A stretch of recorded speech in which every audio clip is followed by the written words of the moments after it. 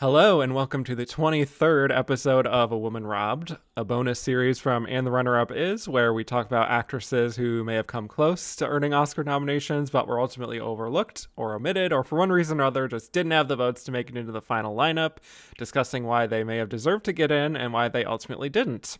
Each episode has its own theme, presented as a double feature, and this week we are going to be covering two performances that were presented as options for previous A Woman Robbed episodes, but ultimately came in third place, and thus were not selected, but did came close. So, my guest today, I'm always delighted to have on the show. They joined me for a few episodes of the Best Actress series, breaking down the 1953 lineup and the 2016 lineup.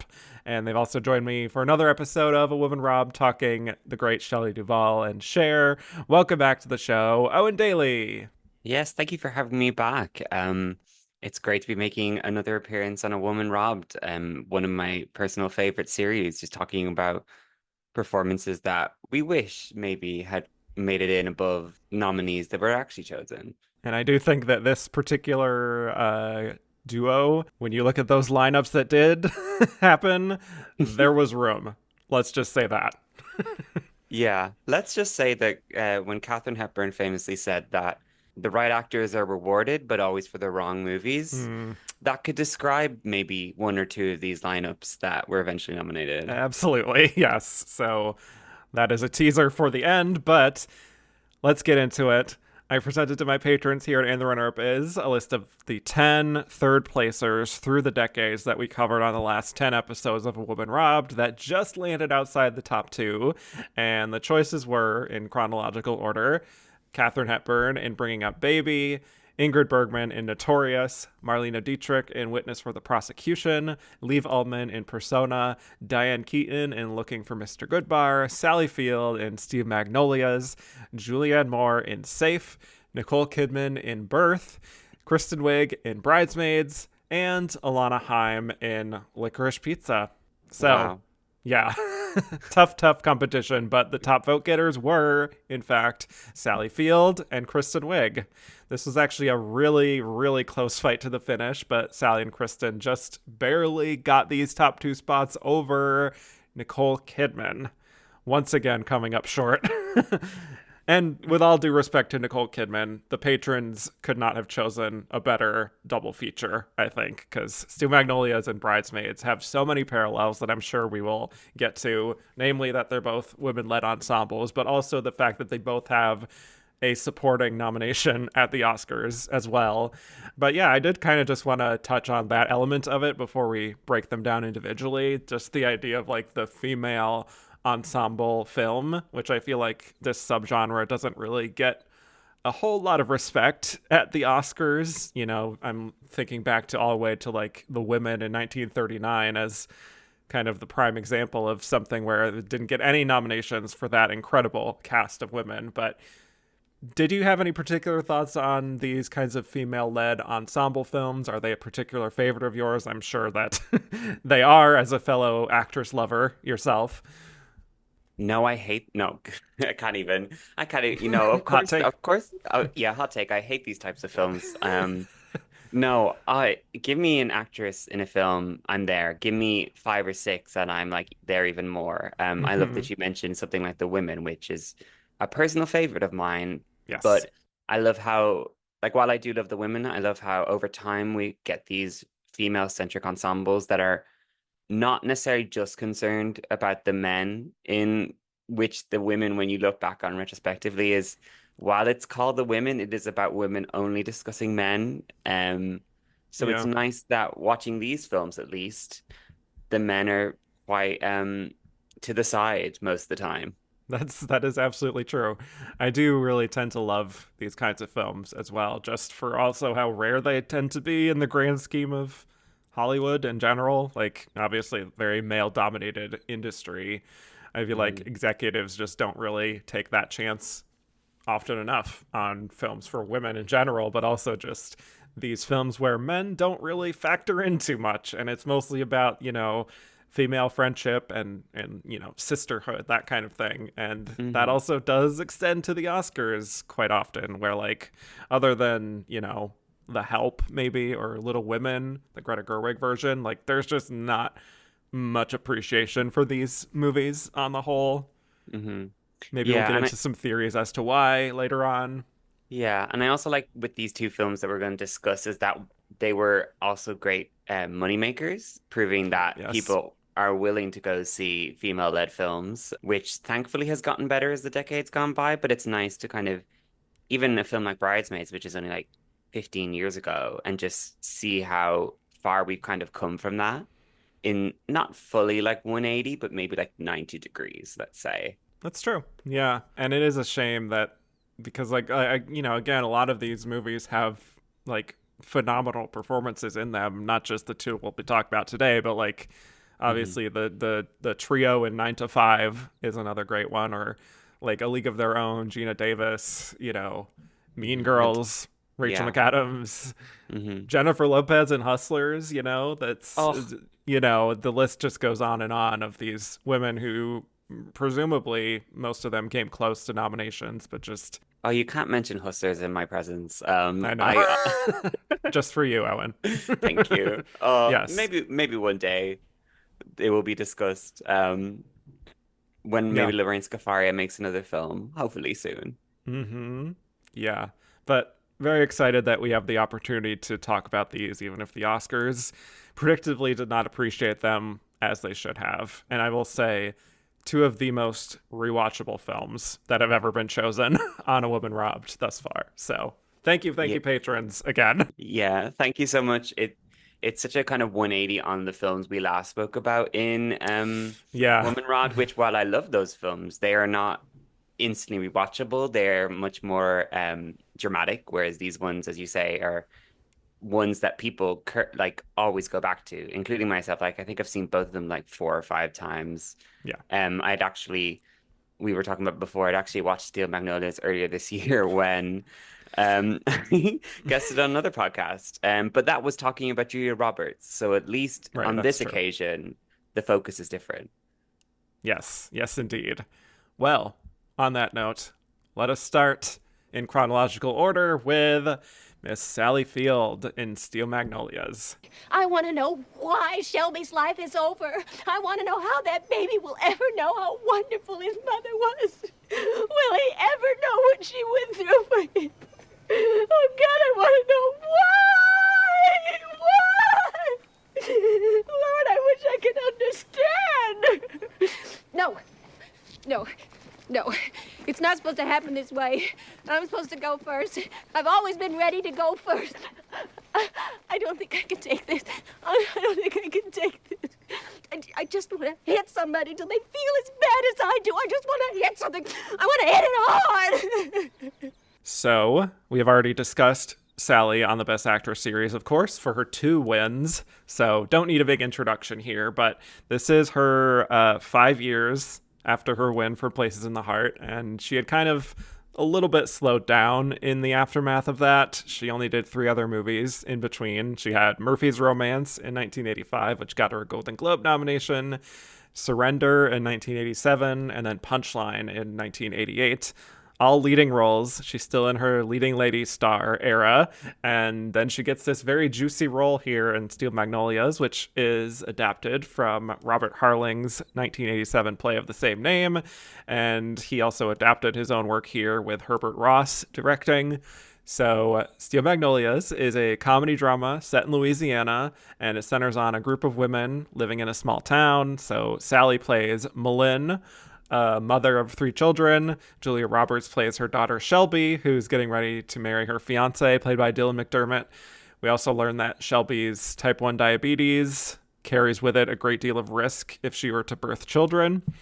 We also meet Dolly Parton as Truvy, the local hairdresser, Daryl Hannah as Annelle, a new arrival in town who works for Truvy, Olympia Dukakis as Clary, the former first lady of the town who still has a great deal of influence, and Shirley MacLaine as Weezer, a grumpy woman who has some enemies in the town but also has a bond with these women. So the film kind of checks in with the 6 of them on various holidays throughout the year and how the women come together to help Shelby after she becomes gravely ill from giving birth. So Yes, let us talk Steel Magnolias. There's obviously a lot going on in this story, or at least a lot of different characters and things we could discuss. But yeah, tell me your relationship with this movie and Sally Field's performance.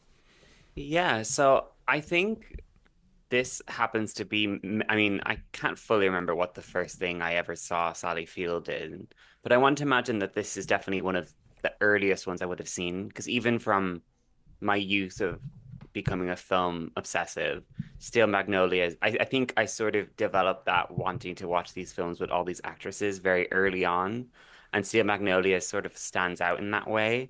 So I Yeah. want to imagine that because I've watched it so many times, it was one of the earliest films that I remember Sally Field from. And I think it's even though the story gets quite upsetting and sad towards the end, there's such a comfort in watching this film, just experiencing these women and even the men who, as anyone who knows the play knows, aren't featured at all. Like it is a sort of great adaptation choice to kind of expand the universe and it because it doesn't feel theatrical or stagey in that way that a lot of people take great umbrage with a lot of stage to screen adaptations. It just sort of feels like a you're transplanted into this small community. You get to know these people instantly through how they interact with each other, and it constantly is changing as time progresses. And it's just such a comfort watch. And Sally Field is just so she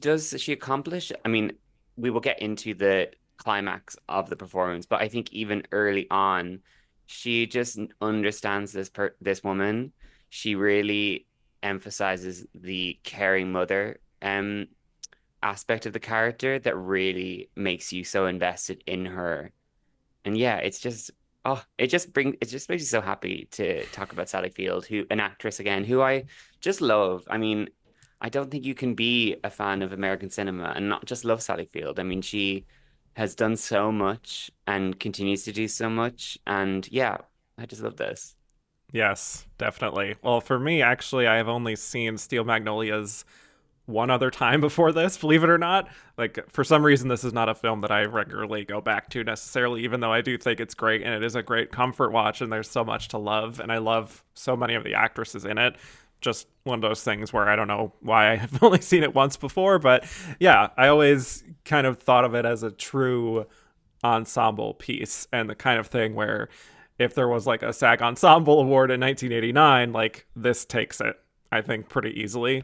And part of that is just they just gel so well together and it doesn't feel like one person is upstaging another, which is why, as I always kind of assumed, that like only Julia Roberts was nominated in supporting, maybe because she was more of a discovery compared to the others who already had Oscars and had established careers by that point.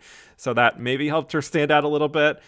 And so now, like, again, I'm so glad that the patrons chose this because I got to really gain so much more of an appreciation for Sally's performance individually. You know, I think for a lot of it, you're just kind of having a good time with these women, and they're each kind of playing a very familiar type in general, where it's like Sally is kind of like the good-hearted but also scrappy and tough mother. Dolly Parton is like the sassy hairdresser. Shirley MacLaine is the grump.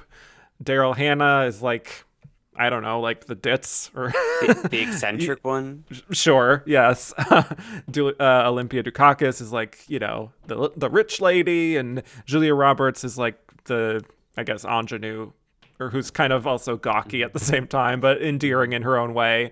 And they're all just so good at these particular roles that it's just kind of fun to hang out with them, and their chemistry is so great. And then once the second half comes, for me, it really does become more of the Sally Field show, with the other women sort of fading a little bit more into just sort of supporting her story and, you know, and how she is like fighting to protect her daughter. And just Sally's performance, I think, goes to a whole other level.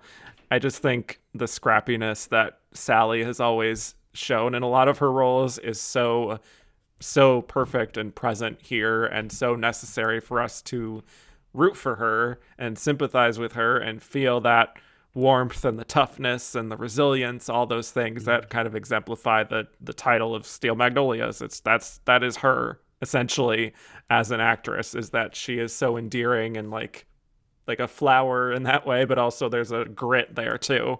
So that's why it's like incredible casting. No one else could have played this role type of thing.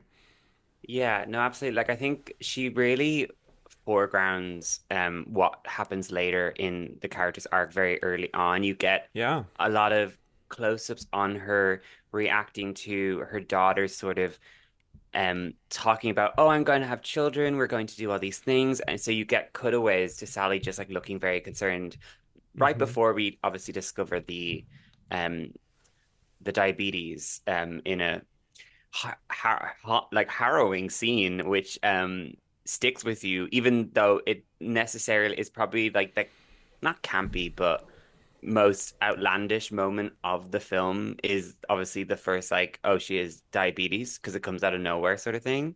But I Yeah. think Sally really like from the beginning, she just knows she's on top of everything. She is that she is the mother of the bride. She is like one of the best examples of a mother of a bride that you find just encouraging of her child. Because Shelby is quite bratish at the very beginning, where she's just like, I'm paraphrasing, but like my nails, they're the wrong shade of pink. My colors are what's it, blush and bashful. Yeah. Um, My colors are blush and bashful. yeah, Her and kind of another, accent. Yeah. well, I mean, it's as good as Julia's is. Yeah. Um, and that's actually another credit to Sally Field is that when I think of Sally Field, I don't necessarily think of a Southern woman, even though she has found great success in playing Southern women like a Norma Ray, a Yeah. Places in the Heart, depending on your reaction to that. Um, and so this one, she doesn't go over the top in terms of like playing the a broad Southern woman. She's just playing a very understandable person who you through how she reacts to Shelby, you see she cares for her daughter, which is just so wonderful to see. And yeah, I can't imagine any other actress at the time playing this in the way she did. I think not a lesser actress, but other actresses would have maybe gone a bit too far, like overly emotional, Yeah. whereas the steady kind of build to that climax for Sally Field is much better than if the emotions were quite like over the top from the beginning, which is why I think the payoff is so strong. Yeah. And it's rewarded on a rewatch, I find, knowing where the story is going, obviously.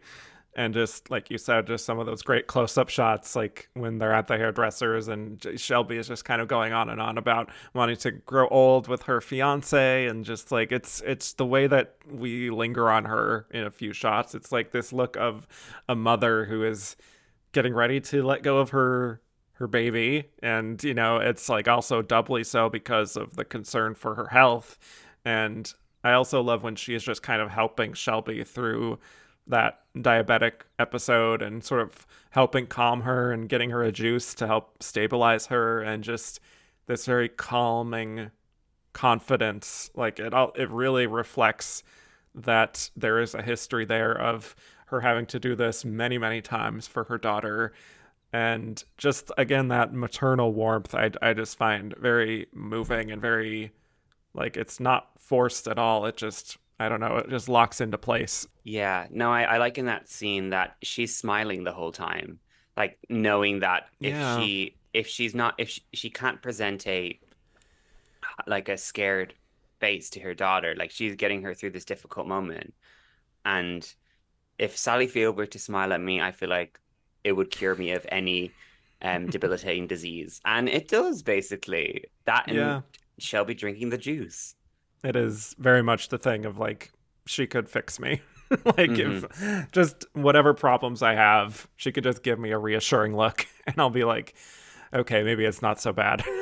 Yeah, exactly. And I think also while Sally Field's performance does contain that, there are also moments of disapproving that like Yeah. hit me really hard. I think following the whole wedding ceremonies at the Christmas Mm. when Shelby reveals to Malin that she's pregnant and Sally is just like straight away just couldn't like the point of letting her daughter continue, she's just now concerned. She gets across that toughness of like, we've talked about this, this is going to be difficult for you. And she just sort of is so sure in every part of life that she's playing of Malin that it's not frightening, but it's a bit scary in terms of Sally just understanding this woman and being able to let her daughter fly free, but also just always having that in the back of her mind that it could end at any stage, because that's just the story of Still Magnolias,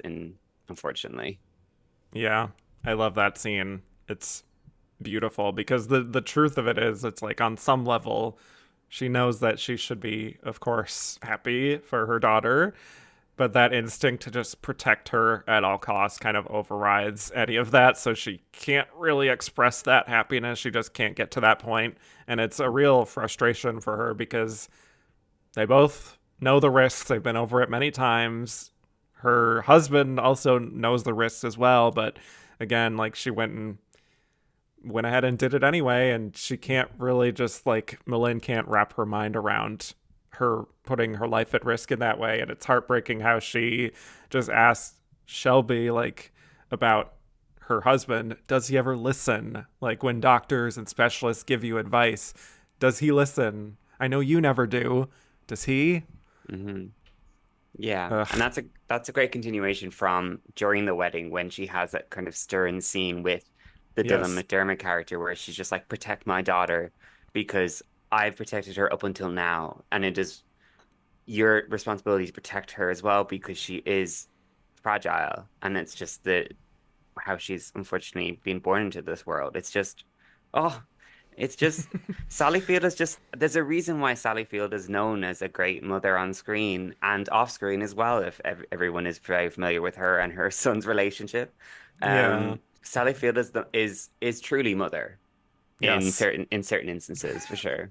That is a word that gets thrown around many times for many, many women in pop culture, but truly, it should be saved for people like Sally Field, most of all. I mean, who else is going to write or is going to try set their gay son up with a gay celebrity like Sally Field? That's mother. Yes. Yes. I'd come out to her, Yeah, happy etc. Pride, everybody. Yes. But also, just to, again, continue that scene, I think, like, when they're in the heat of the argument, I love how she kind of breaks a little bit from the tension of everything. And she just kind of snaps, like, I'll tell you what I wish. And then she kind of softens and is like, I don't know what I wish. Mm-hmm. Just so beautifully done, because she can't be angry at her. It's like she knows that it's an impossible situation and it's so unfair. And I think a part of her was hoping that she would never have to confront this possibility that her daughter would put her life at risk in this way. But now that it's done, she's kind of just like in a state of shock almost. Yeah, it's just I such a love it. brilliant, yeah, it's just such a brilliant example of a strong mother figure on screen. Like, I just keep going back to that in that moment of Totally. she's disapproving, but then she realized how happy this news of being pregnant makes her daughter, and she's like, I see that my daughter's happy, so I just sort of have to give that to her because at the same time, I want my daughter to be protected, but I also want her to be happy. And Sally Field just really gets that. And I mean, like, nearly 40 years removed from this movie, I would love if we could have another film with Julia Roberts and Sally Field playing mother-daughter, because I think the two just surprisingly work so well together as a family. It's just so wonderful to see. Yeah, I guess they never worked together after this, oddly enough. Yeah. No, I think the only thing I've ever seen, I remember like over a decade ago, there was like on Jimmy Fallon, or no, Jimmy Kimmel. I think the two of them played a game on the series together Oh. where they something Well. about cursing or something like that. I can't remember exactly. I just remember this clip somewhere in the back of my mind. I'll probably have to find it before this episode comes out. Um, but yeah, Sally Field, Interesting. Yeah. yeah, and Julia Yeah. Roberts make a movie together again, or a series, because both of them have Yeah. great success in television as well. Thank you for listening to this preview of A Woman Robbed, a bonus series from And the Runner-Up Is. If you liked what you heard and want to hear more, please go to patreon.com/andtherunnerup and become a patron. Only $3 a month will get you access to bonus episodes and early access to regular episodes.